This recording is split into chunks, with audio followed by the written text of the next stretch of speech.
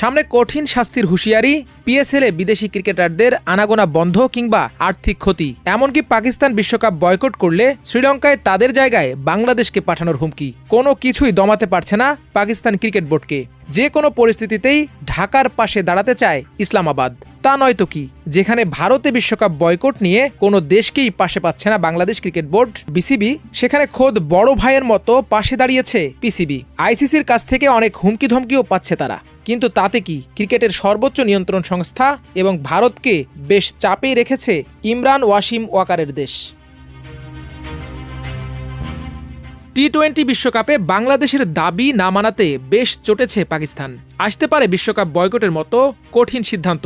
তবে বিশ্বকাপ বয়কট ছাড়া অন্য বিকল্পও চিন্তা করে রেখেছে পিসিবি, এমনটাই খবর পাকিস্তান ভিত্তিক সংবাদ মাধ্যম জিও নিউজের। গণমাধ্যমটির বিভিন্ন প্রতিবেদন অনুযায়ী বিশ্বকাপ বয়কট ছাড়াও টুর্নামেন্টটিতে ভারতের বিপক্ষে ম্যাচ বয়কট করতে পারে শাহিন আফ্রিদিরা। আর সেটিও না হলে অন্ততপক্ষে এই টুর্নামেন্টের নিজেদের প্রত্যেক ম্যাচের জয় বাংলাদেশি ক্রিকেট ফ্যানদের উৎসর্গ করতে পারেন তারা।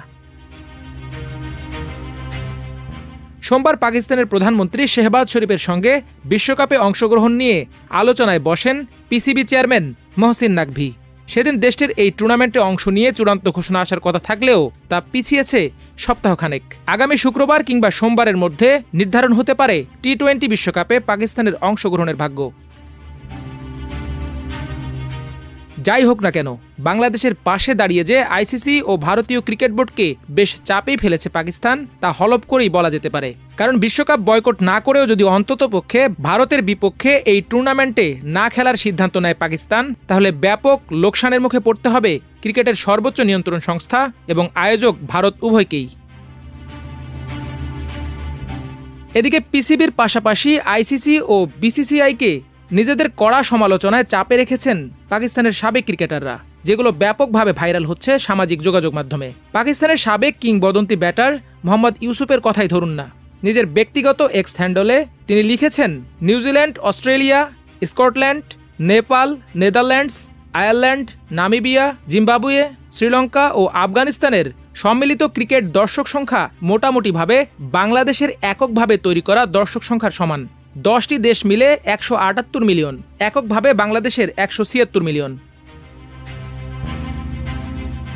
আরেক সাবেক পাকিস্তানি উইকেটকিপার ব্যাটার রশিদ লতিফ তো আইসিসি আর ভারতকে নিয়ে উপহাসই করে বসেছেন। দেশটির গণমাধ্যমের এক টকশোতে তিনি মন্তব্য করেছেন, পাকিস্তানও যদি বিশ্বকাপে না খেলে 1 লাখ দর্শকের মাঠে উগান্ডার বিপক্ষে খেলবে ভারত। এদিকে বাংলাদেশের পাশে থাকা